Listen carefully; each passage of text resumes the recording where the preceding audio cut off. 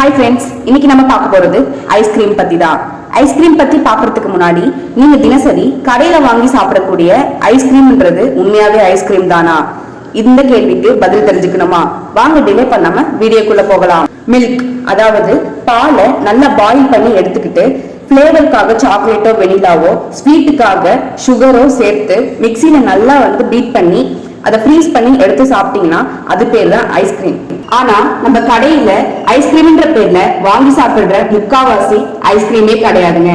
அதோட பேரு frozen dessert. Frozen டெசர்ட்ன்றது பாலில் செய்வது அல்ல, வனஸ்பதி, பாம் ஆயில், சுகர் போன்றவற்றால் செய்வது.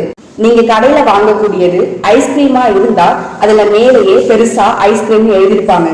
இதுவே அது ஐஸ்கிரீம் இல்லைன்னா அந்த பிளேவரோட பேரை மட்டும் போட்டிருப்பாங்க. நீங்க ஒரு ஓரமா அந்த இன்கிரீடியன்ஸ் என்ற சைட பாத்தீங்கன்னா அதுல ஹைட்ரஜனேட்டட் ஃபேட்ஸ் இல்லைன்னா ஃப்ரோசன் டெசர்ட் இல்லைன்னா வாட்டர்னு எழுதிருப்பாங்க. அதை வச்சு அது ஐஸ்கிரீம் கிடையாது, ஃப்ரோசன் டெசர்ட் தான் அப்படின்றத நீங்க கண்டுபிடிக்கலாம்.